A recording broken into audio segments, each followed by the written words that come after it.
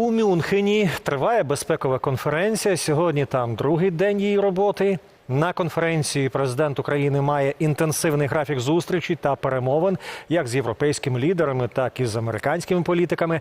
Напередодні ввечері відбулася зустріч української та американської делегації на чолі із Володимиром Зеленським та віце-президентом США Джей Ді Венсом. Ну а вже сьогодні вранці президент України звернувся до всіх учасників конференції. Із деталями кореспондентка Радіо Свобода Олена Абрамович. І прямо в ці хвилини президент України Володимир Зеленський дає прес-конференцію, і ми маємо можливість наживо долучитися до перегляду її. Not in the United States and not in the EU, God bless, yes, but it's a pity the war is in Ukraine. That's why Ukraine has, I think, that the leadership, in a case, who has to be at the table. And I think it's our position is the main in this case. Mr. President, some believe that this would be a Munich 2.0. This is where appeasement would start and a country would be sacrificed. Appeasement would be Russia, your country would be sacrificed in some way. Do you get a sense that this is Munich 2.0 or are you reassured? Повторення того Мюнхена і політики замирення.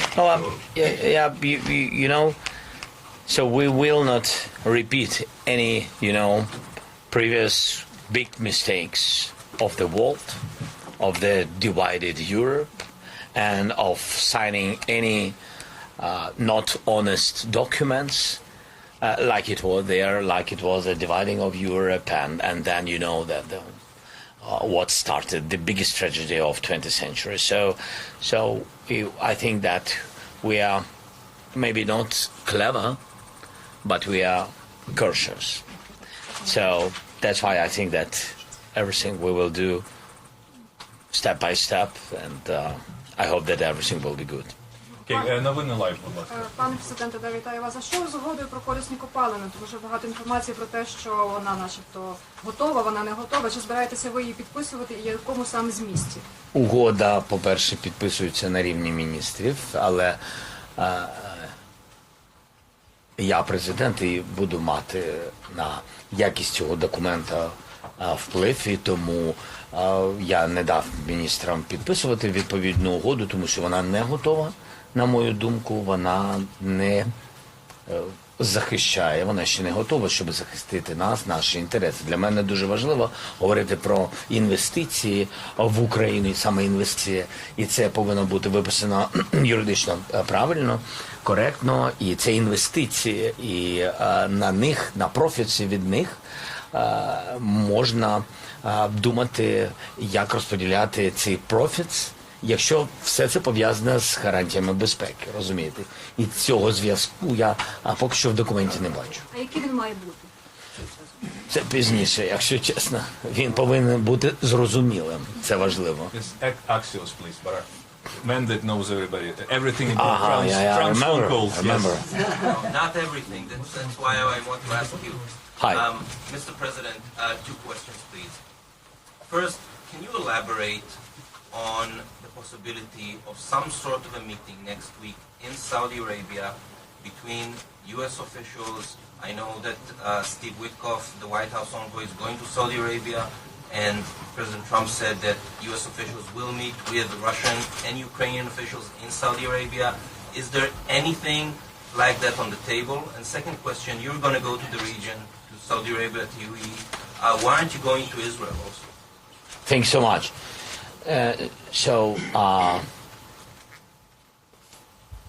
First, that maybe there is something at the table, but not on our table. So I didn't see any invitations, envoys, and etc. from Ukraine to meet with some other envoys. But anyway, envoy, this is that national. I mean, it's security advisor, and so we don't have any papers, any invitations, and it's something strange for me to speak in this case, in this format, if before we don't have any negotiation between us and our strategic partners. As I remember, Russia is not our strategic partner. And about, you asked about Israel, yeah? Yes. Because Why aren't you going to Israel as part of your trip to the region?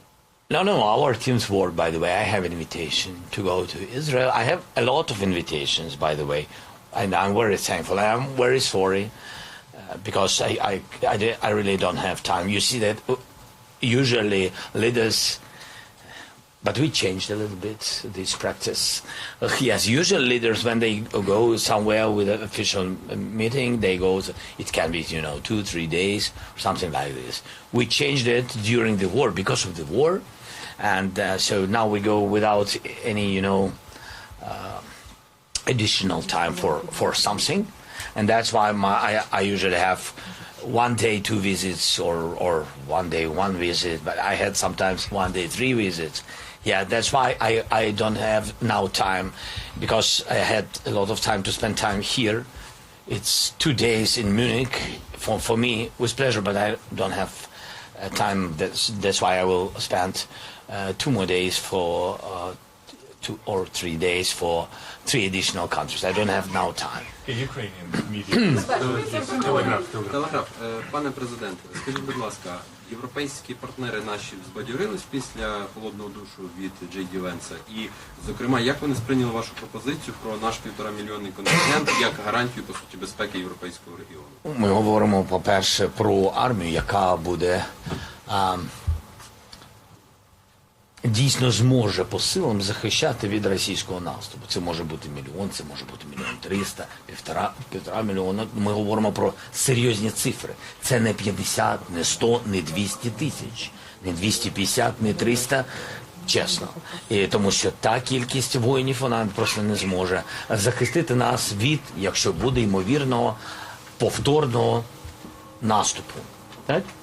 І тому всі це розуміють. Європейські лідери, скажімо так, пішли думати. Я думаю, що ми проведемо кілька консультацій, розуміючи, що тут питання, велике питання грошей, можливостей, і тому що це великі гроші. Це раз. Далі ви запитали, щодо холодного душу, я знаю, що європейці дійсно, знаєте, дійсно цей союз дуже важливий Європи і Сполучених Штатів Америки. І європейці зрозуміли, що вони бояться після тих чи інших заяв. І їх було багато від Америки, включаючи ту, про що ви кажете, де точно не йдеться про укріплення цього союзу. Так? Про щось інше йдеться. Безумовно, це вибір Сполучених Штатів, і вони, команда, вона сьогодні зосереджена більш на внутрішніх питаннях, але я вважаю, що цей союз не можна втратити, виграє тільки Путін, Північна Корея, може ще хтось. Іран, до речі. NOS, I see the mic. Where is NOS?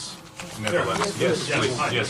Yeah, Dutch TV. I have 2 questions, Mr. President. First, do you consider this weekend as a sort of tipping point when it comes to American support? And also, do you believe that Putin, if there are negotiations, goes into those negotiations in a serious manner? Serious manner from his side, you mean? From his side. No, I think that he will be very happy if it will be just ceasefire. I mean, something light, something like some step, which is for him nothing like a pause. Okay, he can give the pause for the, to take off the block of political isolation of other countries, and because everything goes from the head, and the United States, be honest, it's the head because it's huge power, political, powerful capital, and Washington, and that's why I think for him is very important. I think so, and if the dialogue will be in such polite manner, which now demonstrate the United States to Russia, I think yes. So we are not very happy with it, to be honest, but this is life. So why would you sit on the table if Putin is not serious? Why they will? Why would you if you're not taking him serious? I think we have to ask first why others will sit with him. Yes, we need to stop the war, to make peace, and not to lose support. And it's important that if Putin is ready just for, just for ceasefire. And if Trump is ready to push him to real peace, I think we can find some first steps of solution, first with the United States, of something first time in our history, real security guarantees. But if all the, all the sides, but first of all, America will be ready. I see now, I hear that Europeans, by the way, they, something changed in politics in the world. Yes, always Europeans have been skeptical, more skeptical than United States. Now I see opposite things, because now I see that Europeans began to be more ready for some steps forward of support of Ukraine. I think they understand the dangers. During these 3 years, they at least understood who is Putin. And I think this is important. Yes, they are very close to the war, some of them, neighboring not only Russia, neighboring war in Ukraine, and they understand what will be if he will come. And they understood that he will come. This is very important.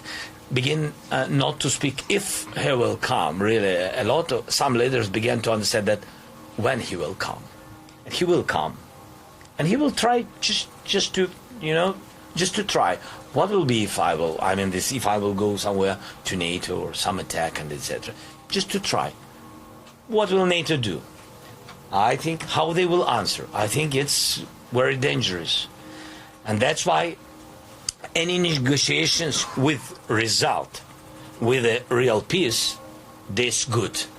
But not quick, not because everybody wants tomorrow, and it doesn't matter what will be the day after tomorrow. The day after tomorrow, if there are not strong sanctions on Putin and strong pressure, understanding if he will come back, what will be? What unity of EU and United States will answer? Without it, very dangerous, just ceasefire. And the first question, does this week feel like a tipping point? My first one? Дякую. Що там було? Переломний момент чи це переломний момент? Tipping point. For what? Does this week feel like a tipping point in terms of I think American support? I think you feel it also. I think it's important that everybody feel that this is a very special moment. And I think that we have now to support Europe very much, to my mind. Otherwise, we will have separate countries on this continent and weak. That is important, and I think that we did a lot of work. I don't say that it depends on us and on all of us. It depends on all of us. Yes, we have to work on it, and we have to work a lot to unite USA and Europe. I think more strongly. To my mind, maybe I don't know everything. So.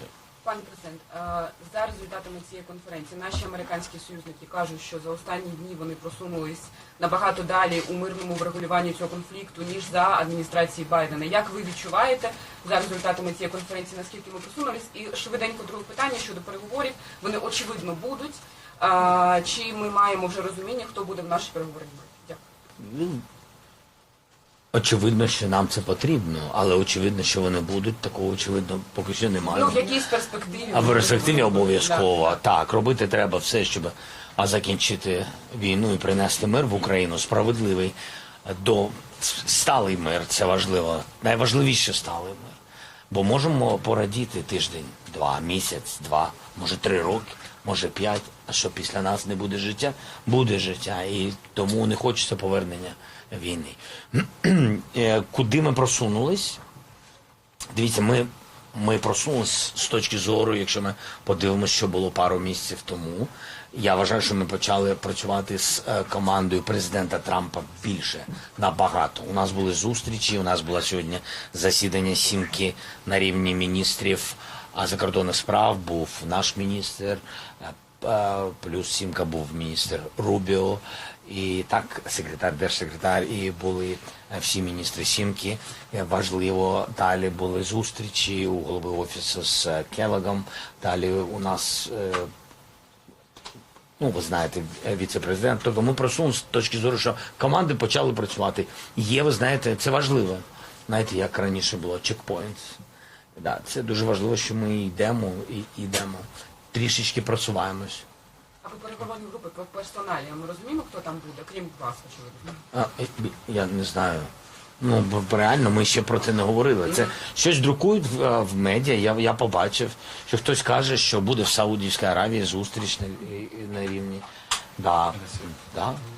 Навіть наш прапор поставили. Фотографію.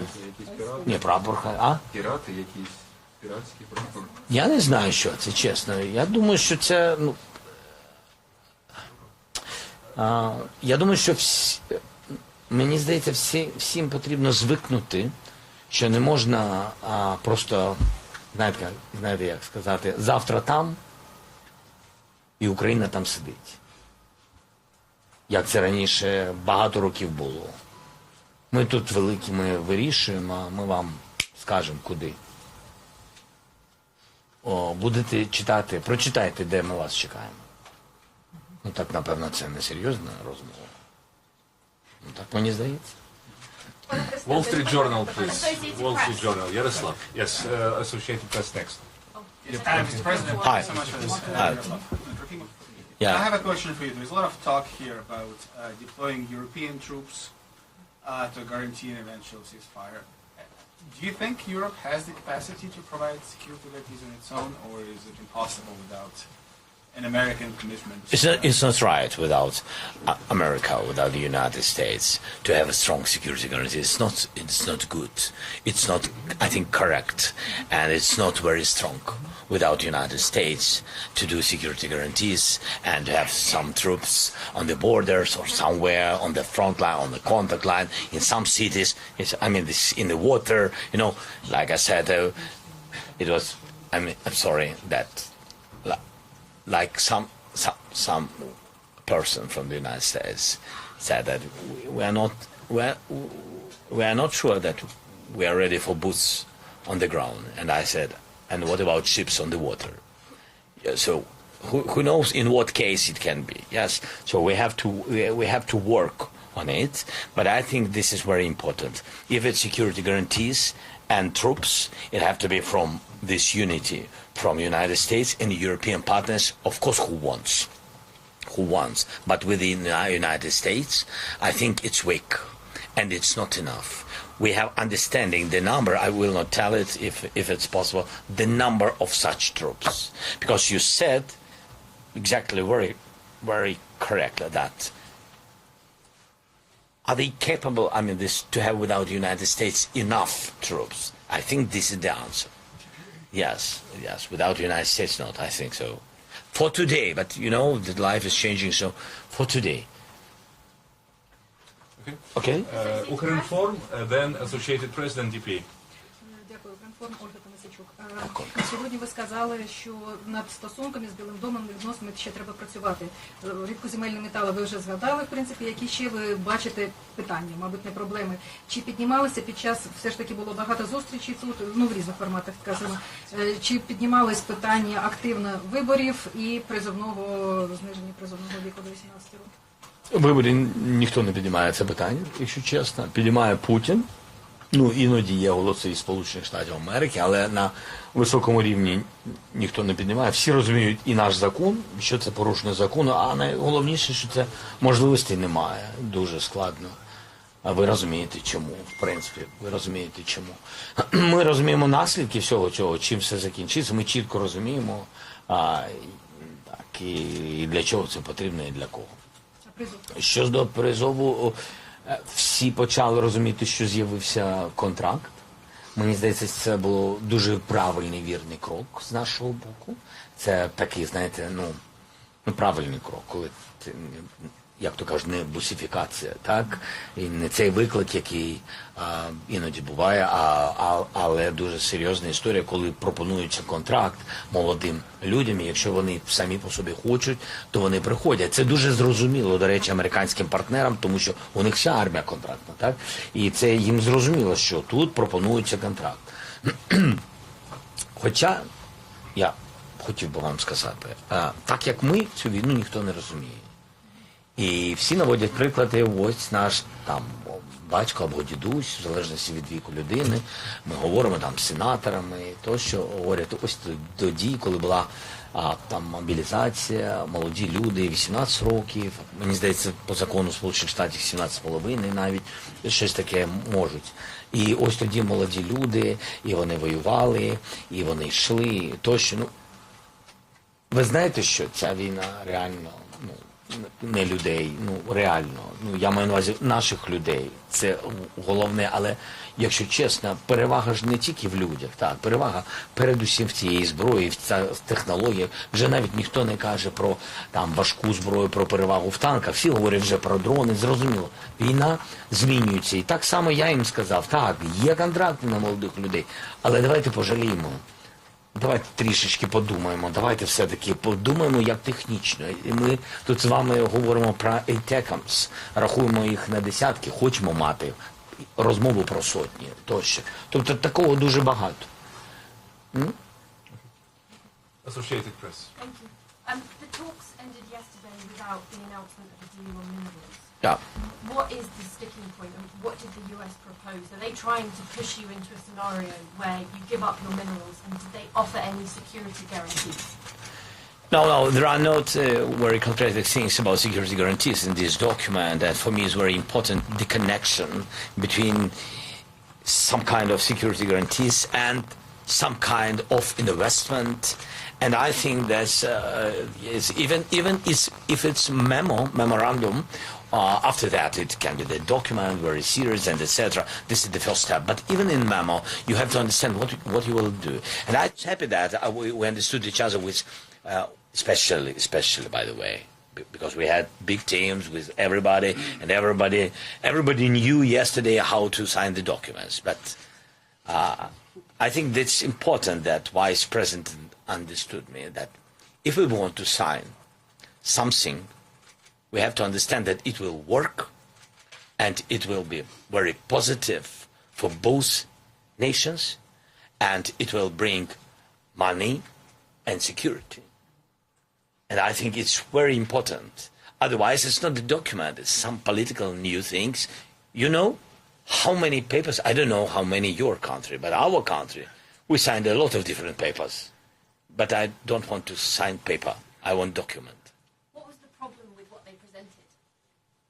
What was the issue with what the Americans showed you yesterday? It's not in our interests today, not in interests of sovereign Ukraine. I'm just a president. I'm a manager. And after my term, there will be another manager. And these resources, this is not mine, of our people. And I'm a guarantor that these resources will have our children, with all partners, please make profits, make business, is open for your companies, in some cases exclusive to your players. We are strategic partner, and that's why we trust Americans, American people, and some European countries who helped a lot. It's about it, but it's not mine. I'm not take, give. No, it's very serious things. Okay. Mr. President, since we are in Germany, do you think Germany has to take a bigger role in supporting Ukraine? Very big. Now that Trump is in office, do you think they have to take a bigger role? And do you hope to get the Taurus missiles when Friedrich Merz becomes Chancellor in Germany? I think this is about the sovereignty of Germany. Your big support, we are very thankful, doesn't depend on who is in office in Washington. And I think that's you was second after the United States, and we are very thankful, Germany. Really, very big support. Maybe not very loud. There are some countries who are not on such high places of support, but they are very loud. Anyway, we are thankful for everything. But Germany really is not loud and never been very loud, but always was very pragmatic and very helpful. The second place of the nations. You know, dozens of billions. It was, I don't remember, 27, 28, something like this. Very big package during this war. Very great Irish-T air defense. And Patriots, of course, we are very thankful to the United States for Patriots, but we've got 3 systems from Germany. So I'm very thankful. But do you hope on Friedrich Merz now to get Taurus? You know who will win? Yeah? He will win. Yeah. So, you know, we know each other very well, you know, with Merz. Yeah, he's a very good guy, yes. And I had a meeting today with him and with Scholz. Which one was better?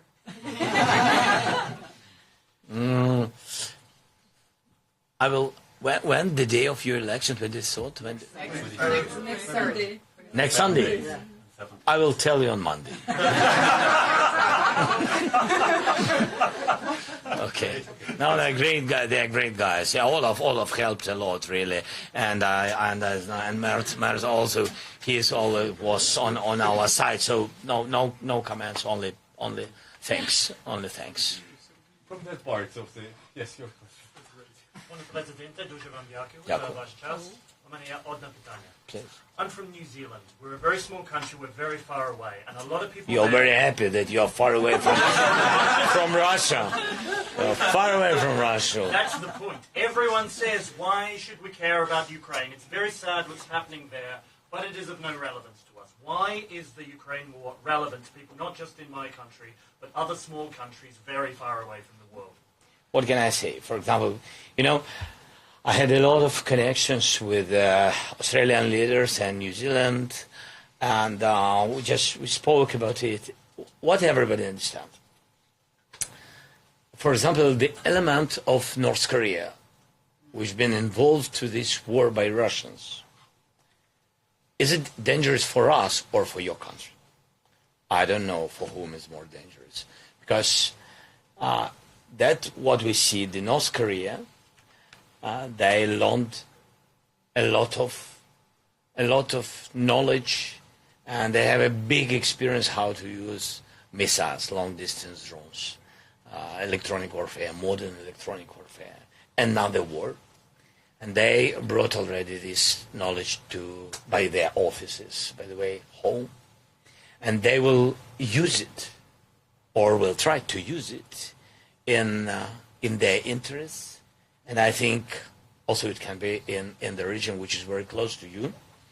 And I think that really, yes, you can be happy because you don't have this big land war, because you are not neighbors with Russians and etc. But really the war doesn't have the distance. When you speak about the missiles, when you speak with drones, it's about thousands of kilometers. So, and I think that if the most important, you know, the dangerous guys in your region. And I think that you understand that if Russia will win, another guy will try to do something in your region. I think so. And this is very important to show that there is the law, there is the values, and we have to defend values in any country, in any small country. First of all, in any small country. There are countries that can't fight, and they, God bless, they will not fight. And that's why we have to defend the interests of all the countries, not depending on their territory, soldiers, big or small army, or there are countries without army. We have to defend people's life. Okay? Thank you. Freedom. Коментар на виступ Венса. Ви поділяєте його думку, що демократія в Європі в такому занепаді знаходиться, як він описав це, І про миротворців, чи є, можна казати вже про пул країн, які, хоч не публічно, кажуть, що вони готові у разі прийняття рішення, в разі позиції США відправити свої контингенти? Дякую. Це рішення. Я не можу сказати за ці країни, і я не буду їх називати, тому що все ж таки це внутрішнє спілкування лідера зі своїм суспільством, це рішення внутрішнє тієї чи іншої країни, але є позитивне розуміння деяких країн. Так, є розуміння і є готовність, якщо ви про це, допомагати Україні. І якщо Україна побачить, що контингент є дійсно одним із форматів або однією з складових гарантій безпеки, вони будуть готові відправити до нас свої війська, свої контингенти. Всі все одно говорять про те, що це в момент ceasefire. Ми повинні розуміти, що просто людей ніхто квиток на війну забирати, купувати не буде, ви розумієте. Тому всі говорять про те, що це момент ceasefire. І коли є момент ceasefire, які гарантії безпеки, там є, наприклад, раз, 1, 2, 3. І один із пунктів може бути контингент. І є готовність вже деяких країн. А стан демократії в Європі, як і США оцінює? Я, чесно кажучи, мені здається, люди оцінюють. Я би подивився, чи хочуть люди жити в Європі. Мені здається, дуже хочуть.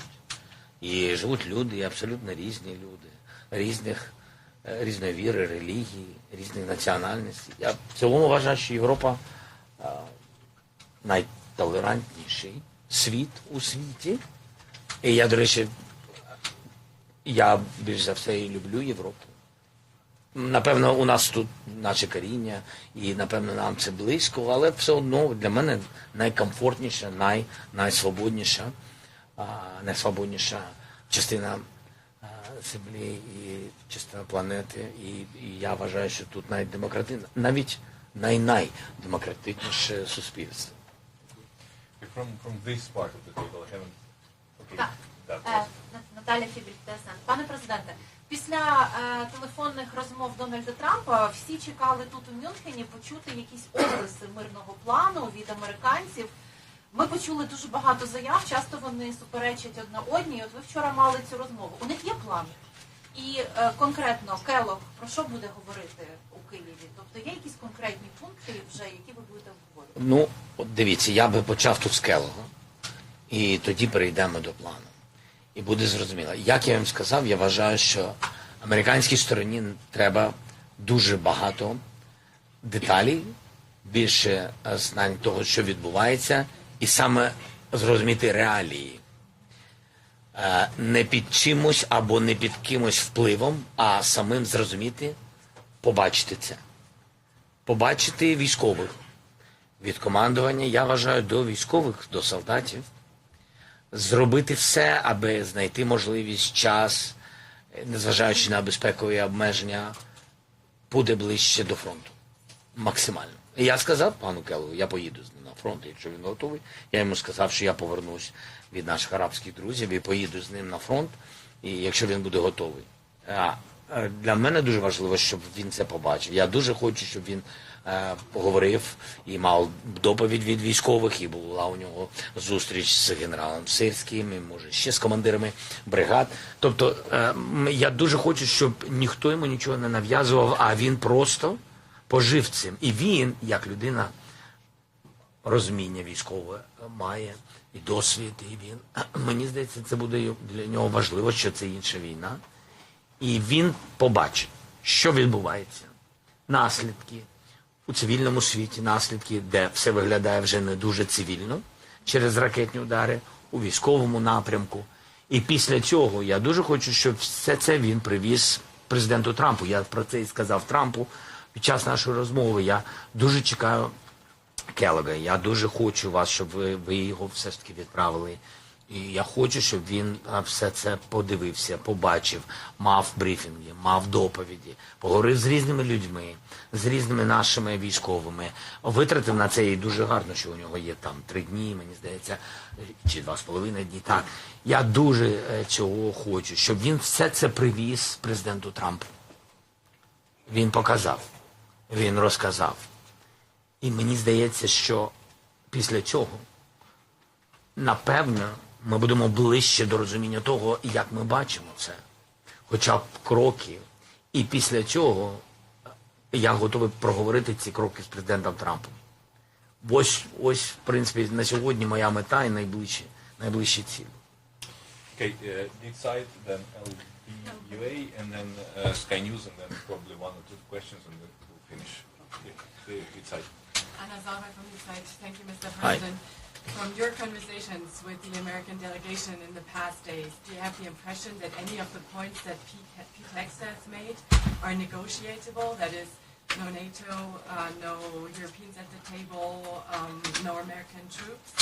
And do you agree with his statement that regaining Ukraine's territory before 2014 is not a realistic option? A difficult question.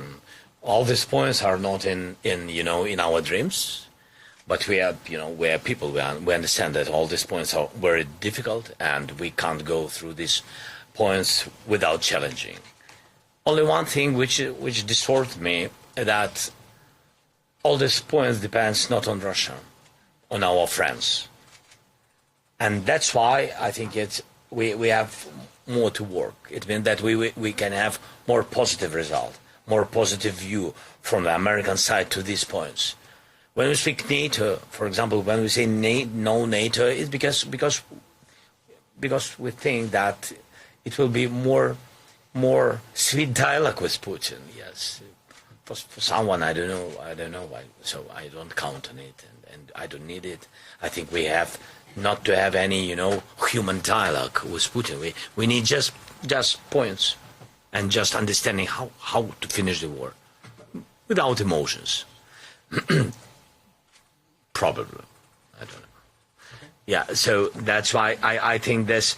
But we need to understand what these points what will be the price of these points. As I said about NATO, the cheapest way, the quickest way, the cheapest, the more successful way to the ceasefire, which will really work, which will give security guarantees, real security guarantees, and which will bring all of us to diplomacy quickly, because we understand what does it mean NATO, Russia understand, United States. So everybody is in one boat, even with Russia, you understand? That's why I think it's the most cheapest and quickest. If really we understand that we want to finish this war as quick as possible, but alternative, as I said, alternative. Just look, what does it mean NATO? Number of troops, what security guarantees, training missions, money, and etc. Okay, if not this, the question is who will pay? I mean, who will pay 1 million army? Approximately. Who will pay? Now we have 40 billion deficit, as I said, to all the partners. 40 billion deficit in our budget. 40 billion. Army, 800 plus 800,000 our army. Where we'll have this money? Where we will get? Who will pay? and of course, if it's not NATO, then we go to air defense very quickly. My question will be, good. Let's begin not speak about boots on the ground, just where America can help quickly. Patriots, systems. 2025. Who will give us? If during the war, if during 3 years we didn't get such huge number. So that's all about the price of security guarantees. And when we speak about the Russian assets, and we have questions, but we have very quick answers. And we can say that North American money, good, give us 250 billions, which are here in Europe, frozen Russian assets. No answer. Пане президенте, ЛБ, два коротких запитання. В умовах, коли Білий Дім ввів санкції проти Міжнародного кримінального суду, чи буде Україна домагатися надалі притягнення до відповідальності Росії за вчинення воєнних злочинів. І друге, у своїй промові в кінці ви зазначили, що Росія навіть з Молдови частково вивела свої війська. Розкажіть технічні деталі, як вам це вдалося і наскільки там зменшився контингент і ця сусідня країна стала менш небезпечною для нас? Ну, там же ви знаєте, що частина Молдови вона знаходиться під сепаратистами, так, чи можна сказати, але під контролем Росії в будь-якому випадку. Контингента там на сьогодні залишилось, ми вважаємо, десь 2,5 тисячі. І якщо чесно, я вважаю, що русських залишилось 1,5 тисячі, на нашу думку. Тобто кілька тисяч вони вивели, під час війни вони ж всюди брали, у них був дефіцит. А? Як вони виводили? А вони чому в Румунію? Ну а як? Україною виводили? Тобто з Молдови хтось заходив на територію України? А я не знаю, чесно. Не можу вам сказати. Ну, у нас є точні дані, скільки там було і скільки залишилось. Там було 5,5 чи 6 тисяч людей. Залишилось набагато менше, які сьогодні в більшості своїй вони охороняють ці склади зі зброєю. Якщо ви знаєте, ковбасна, так. І вони охороняють ці склади, а частину вони забрали. Мені здається, тоді, напевно, вони через Кишинев, я думаю, літаками. Так, вони ж користуються цим аеропортом. Ну, користувалися, принаймні. І по МКС, прокоментуйте, будь ласка, воєнні. Не можу поки що прокоментувати. В будь-якому випадку Україна буде робити все, щоб притягнути Росію до відповідальності.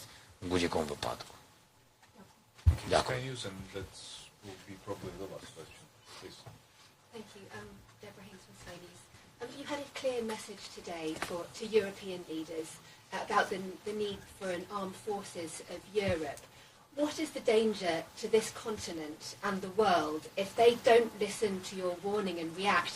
And in particular, can you talk to the people of Western Europe who've been lucky enough not to have to worry about war since the end of the Cold War and have really forgotten that all-of-nation resilience that obviously in Ukraine you know so well? I hope that our dialogues with leaders, these speeches, and